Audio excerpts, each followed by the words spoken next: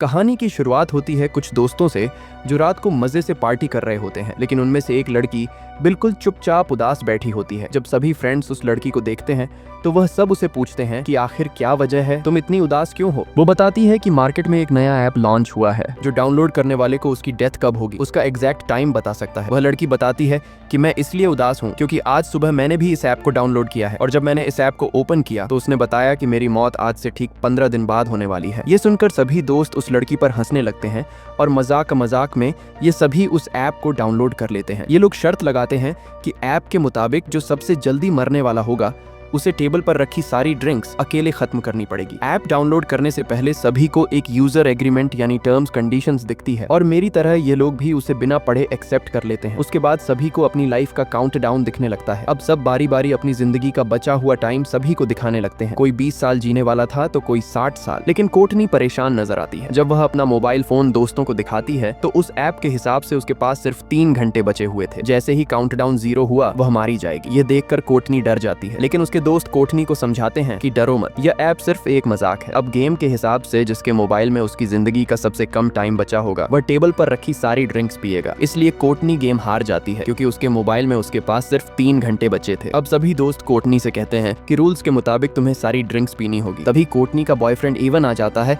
और कोर्टनी की जगह वह खुद सारी दारू पी लेता है। पार्टी खत्म होने के बाद जब कोर्टनी अपने बॉयफ्रेंड इवन के साथ गाड़ी में बैठी तो इवन ज्यादा ड्रिंक करने की वजह से उसे चढ़ गई थी। इसलिए कोर्टनी इवन को ड्राइव करने से मना करती है, लेकिन इवन उसकी नहीं सुनता। कोर्टनी ऑलरेडी ऐप की वजह से डरी हुई थी, इसलिए वह कार से उतरकर पैदल ही घर जाने लगती है। इवन कोर्टनी को गाड़ी में बैठने के लिए कई बार कहता है, लेकिन जब वह नहीं बैठती तो इवन गुस्सा होकर उसे अकेला छोड़कर वहां से निकल जाता है। तभी कोर्टनी के मोबाइल पर उस ऐप का नोटिफिकेशन आता है कि उसने यूजर एग्रीमेंट तोड़ दिया है। कोर्टनी को इसका मतलब समझ नहीं आता, लेकिन यह देखकर कोर्टनी और ज्यादा डर जाती है। तभी हम देखते हैं कि काला कोट पहना हुआ कोई आदमी उसका पीछा करने लगा। तब कोर्टनी को मोबाइल पर एक अलर्ट आता है कि उसके पास सिर्फ 7 मिनट बचे हुए। कोर्टनी घबराते हुए जल्दी अपने घर पहुंच जाती है। घर में एंटर होते ही उसके कानों में अजीब सी आवाजें आने लगी और ऐप का अलर्ट भी लगातार बजता रहता है, जिससे तंग होकर वह मोबाइल को ऑफ कर लेती है। लेकिन फोन अपने आप ऑन हो गया और फिर से काउंटिंग शुरू हुई। आखिर में कोई अनजान चीज कोर्टनी को ऊपर खींच लेती है और ठीक काउंटडाउन खत्म होते ही नीचे गिरने से कोर्टनी की मौत हो जाती है। यहाँ हमें पता चलता है कि यह ऐप कोई मजाक नहीं बल्कि सच में इंसान की जिंदगी का बचा हुआ टाइम बताता है। वहीं दूसरी तरफ हम देखते हैं कि कोर्टनी का बॉयफ्रेंड इवन ने अपनी कार ठोक दी है। इवन की जान तो बच गई, पर जिस सीट पर कोर्टनी बैठने वाली थी उसमें एक पेड़ की एक बड़ी लकड़ी घुस गई थी। यानी असल में कोर्टनी की डेथ इस तरह होने वाली थी। उसके बाद हम हॉस्पिटल में क्वीन नाम की एक नर्स को देखते हैं जो ट्रॉली लेकर एक पेशेंट के रूम में जाती है। वह देखती है कि पेशेंट बिना नाश्ता किए रूम से बाहर निकल गया है। क्वीन जानती है कि इस वक्त वो मरीज कहाँ पर होगा, इसीलिए वह सीधा उसके पास जाती है। यहाँ हम देखते हैं कि वो मरीज कोई और नहीं बल्कि कोर्टनी का बॉयफ्रेंड इवन है। इवन बहुत ज्यादा घबराया हुआ होता है। वो क्वीन को काउंटडाउन ऐप के बारे में सब कुछ बता देता है कि कैसे उसकी गर्लफ्रेंड ने ये डाउनलोड किया था और ठीक उसी टाइम उसकी मौत हुई जो टाइम इस ऐप ने बताया था। क्वीन इवन को समझाती है कि यह बस एक इत्तेफाक होगा। भला कोई ऐप किस तरह से किसी इंसान को उसके मरने का टाइम बता सकता है। वो उसे रिलैक्स करके सर्जरी के लिए तैयार करने की कोशिश करती है, लेकिन इवन सर्जरी के लिए किसी भी कीमत पर तैयार नहीं होता क्योंकि अब उसने भी काउंटडाउन ऐप डाउनलोड कर ली थी। ऐप के हिसाब से इवन के पास जिंदा रहने के लिए सिर्फ 19 घंटे बाकी थे और ठीक 19 घंटे बाद इवन की एक सर्जरी होने वाली है और वह समझ जाता है कि सर्जरी के दौरान वह मारा जाएगा। लेकिन क्वीन इवन को हिम्मत देती है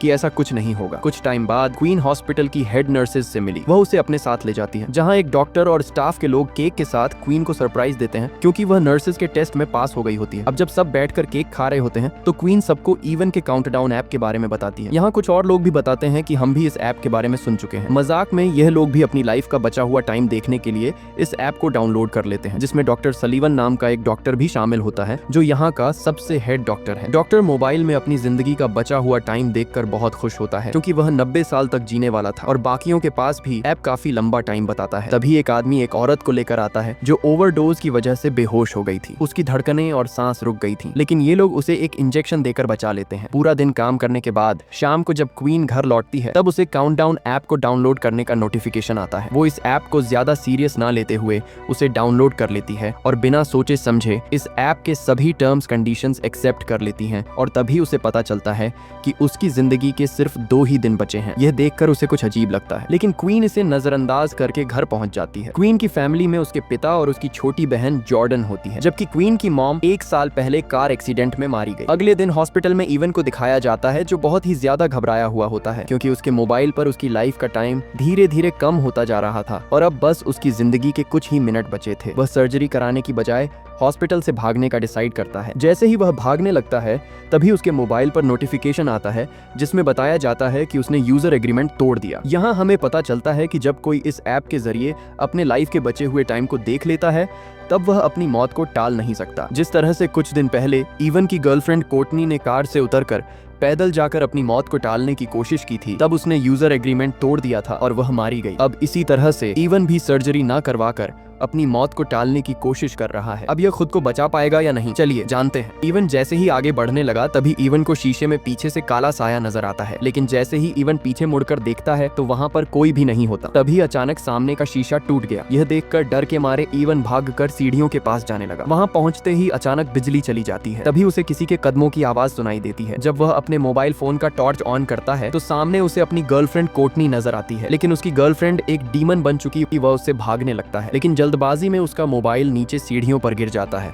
और कुछ देर बाद वह भूत इवन को भी मारकर सीढ़ियों से नीचे फेंक देता है। क्वीन जब हॉस्पिटल आती है तो उसे पता चलता है कि इवन सीढ़ियों से गिरकर मर गया। ये सुनकर उसे इवन की बातें याद आने लगती हैं, जब वह पिछले दिन बार बार क्वीन से कह रहा था कि इस ऐप के हिसाब से वह 19 घंटे बाद मारा जाएगा। इसीलिए अब क्वीन को भी शक होने लगता है कि क्या सच में इस ऐप ने तो इवन को नहीं मारा। अपने शक को यकीन में बदलने के लिए अब वह सीधा उस जगह पर पहुंचती है जहां पर इवन की बॉडी को रखा गया था। वो इवन का फोन उठाती है और उसे चेक करने की कोशिश करती है, लेकिन इस फोन पर इवन का फेस लॉक लगा हुआ था, जिसके लिए वह इवन की बॉडी से कपड़ा हटाती है और उसके मोबाइल फोन को उसके फेस के सामने लाकर स्कैन करती है, जिससे मोबाइल का लॉक खुल जाता है और वह देखती है कि इस ऐप काउंटडाउन 0 पर पहुंच चुका है। अब क्वीन को भी पूरा यकीन हो जाता है कि यह ऐप मजाक नहीं बल्कि रियल है। जैसे ही उसका ध्यान मोबाइल से हटकर इवन के फेस पर पड़ता है तो इवन का सर अपने आप मुड़कर उसकी तरफ देखने लगता है। वह घबराकर जल्दी से उस लाश को वापस फ्रीजर में रख देती है। अब क्वीन को डर लगने लगा कि कहीं यह सब उसके साथ भी तो नहीं होगा, क्योंकि ऐप के मुताबिक अब उसके पास सिर्फ 1 दिन ही बचा था और कल वह अपने पिता के साथ अपनी माँ की कब्र पर जाने वाली थी, जिससे वह समझ जाती है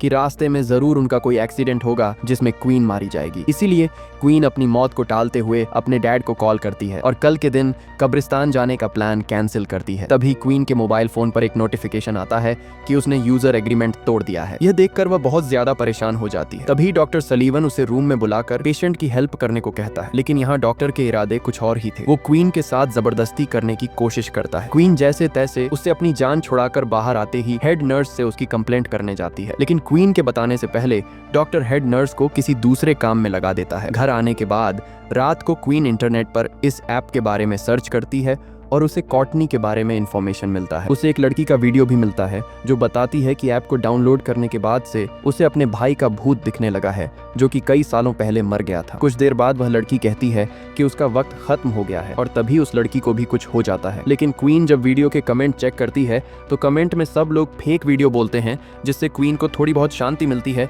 और जैसे ही क्वीन लैपटॉप बंद करती है तभी अचानक क्वीन को भी इवन का भूत दिखाई देता है, जिससे वह बहुत डर जाती है। पर जैसे ही उसने लाइट जलाई तब इवन गायब हो गया था। तभी उसे दोबारा नोटिफिकेशन आया कि उसने यूजर एग्रीमेंट तोड़ा है। वह अपने मोबाइल को जमीन पर मारकर तोड़ देती है और कमरे से बाहर निकलकर डर के मारे कार में पूरी रात गुजारती है। अगले सुबह क्वीन की बहन जॉर्डन आकर उसे जगाती है। ये दोनों वापस अपने रूम में आते हैं और वहाँ क्वीन की छोटी बहन जॉर्डन क्वीन का टूटा हुआ मोबाइल देख लेती है, जिसमें अभी भी काउंटडाउन चल रहा था। वो क्वीन से कहती है कि तुमने भी इस ऐप को डाउनलोड किया है। ये सुनकर क्वीन परेशान हो जाती है, क्योंकि उसकी छोटी बहन जॉर्डन को भी इस ऐप के बारे में पता था और वह भी इस ऐप की यूजर थी। अब क्वीन के मोबाइल का स्क्रीन पूरी तरह से टूट चुका था, इसलिए वह एक नया फोन खरीदने के लिए मोबाइल शॉप पर जाती है। वह सोचती है कि नए मोबाइल में वो किलर ऐप भी नहीं होगा, लेकिन क्वीन के मोबाइल खरीदते ही वह ऐप अपने आप उसमें डाउनलोड हो जाता है। इस पर क्वीन गुस्से में चिल्लाकर उस शॉपकीपर से इस ऐप के बारे में पूछती है, लेकिन उसे भी इसके बारे में कुछ नहीं पता था। वह दुकानदार उसे डिलीट करने की कोशिश करता है, पर इस ऐप को डिलीट करने का ऑप्शन ही नहीं था, जिसके बाद क्वीन गुस्से से उस दुकानदार से अपना मोबाइल लेकर वहां से चली जाती है। क्वीन की बातें सुनकर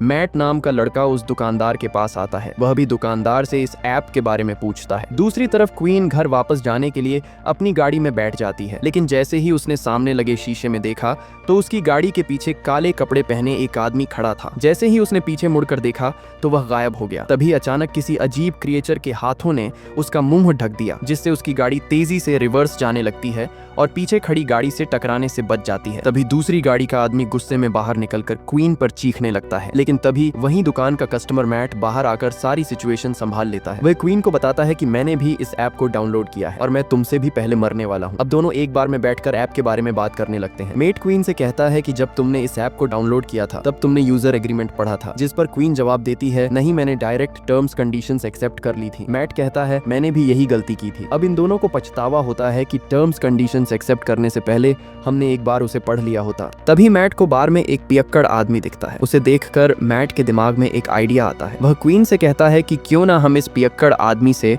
उसके मोबाइल फोन में यह एप्लीकेशन डाउनलोड करवाए, जिसके जरिए हम टर्म्स कंडीशंस देख पाएंगे। जिसके बाद ये दोनों उस पियक्कड़ आदमी के पास जाते हैं, जो कि वो पियक्कड़ आदमी इधर उधर की बातें कर रहा था। तो ये दोनों उसे भी ऐप को डाउनलोड करने के लिए उकसाते हैं, जिसके बाद वो पियक्कड़ आदमी मान जाता है। जब वो काउंटडाउन ऐप को डाउनलोड कर लेता है और जैसे ही टर्म्स कंडीशंस वाली जगह पर पहुंचता है तो क्वीन उससे मोबाइल लेकर अच्छी तरह से पढ़ने लगती है। और अब जाकर उन्हें एक रूल के बारे में पता चलता है कि ऐप में अपनी मौत का समय देखने के बाद यूजर अपनी मौत को टालने की कोशिश नहीं कर सकता। इन दोनों ने ही अपनी ट्रिप कैंसिल करके यह एग्रीमेंट तोड़ दिया था। ये सब सुनने के बाद भी वो पागल पियक्कड़ आदमी उन टर्म्स कंडीशंस को एक्सेप्ट कर लेता है। लकीली उस पियक्कड़ आदमी को पता चलता है कि वो और 40 साल जिएगा। तब क्वीन को याद आता है कि जिस हॉस्पिटल में मैं काम करती हूँ उस हॉस्पिटल में एक फादर है, शायद वह हमें इस हालात से निकलने का कोई रास्ता बता सके। इसके बाद क्वीन और मैट हॉस्पिटल जाते हैं और फादर को डीमन की सारी कहानी समझाते हैं। फादर कहता है कि वह डीमंस पर यकीन नहीं रखता, इसलिए वो उन्हें एक दूसरे फादर का एड्रेस देता है जो कि डीमंस के मामलों में एक्सपर्ट है। जाने से पहले हेड नर्स क्वीन को एक मीटिंग में ले जाती है, जहां डॉक्टर सलीवन उल्टा क्वीन पर इल्जाम लगा देता है कि उसने क्वीन को नहीं बल्कि क्वीन ने उसे हरास किया था। लेकिन जब क्वीन सफाई पेश करने लगती है तब मीटिंग का हेड क्वीन की कोई बात नहीं सुनता और क्वीन को जॉब से निकाल देता है। क्वीन को अब जॉब की कोई परवाह नहीं थी, क्योंकि अब बात उसकी जान पर बनी थी। इसके बाद ये दोनों एक चर्च में पहुंचते हैं, जहां ये दोनों एक आदमी को ढूंढते हैं जिसके बारे में उन्हें फादर ने बताया था। और आखिरकार ये दोनों उस फादर तक पहुंच जाते हैं और फादर को इस ऐप के बारे में सब कुछ बता देते हैं। उनकी बातें सुनकर फादर उन्हें बाइबल में लिखी एक कहानी सुनाता है। कहानी में लिखा हुआ होता है, कहीं 100 साल पहले एक राजकुमार हुआ करता था जिसे युद्ध लड़ने जाना था। यह राजकुमार डरा हुआ था कि कहीं वह इस युद्ध में मारा ना जाए। जिसके बाद वो एक ओल्ड जिप्सी लेडी के पास गया और उससे पूछा कि क्या वो इस युद्ध में जिंदा बचेगा। ओल्ड लेडी कहती है कि वह उसे उसकी मौत का ठीक समय बता सकती है, लेकिन शर्त यह है कि अपनी मौत का समय जानने के बाद राजकुमार अपनी मौत को टालने की कोशिश नहीं करेगा। राजकुमार मान जाता है और उसे पता चलता है कि वह युद्ध में मारा जाएगा। अब राजकुमार मौत के डर से लेडी की बात ना मानकर अपने छोटे भाई को युद्ध लड़ने भेज देता है, लेकिन उसके छोटे भाई को कुछ नहीं होता, बल्कि वे लोग युद्ध जीत जाते हैं। मगर डरपोक राजकुमार के पीछे ओजिन नाम का एक डीमन पड़ जाता है, जो कि वह राजकुमार को तड़पा तड़पा कर उसके ठीक समय पर मार देता है, जो कि उसके तकदीर में लिखा था। फादर ने ध्यान लगाकर पता लगाया कि इन सब के पीछे ओजिन नाम के एक डीमन का हाथ है। फादर ने कहा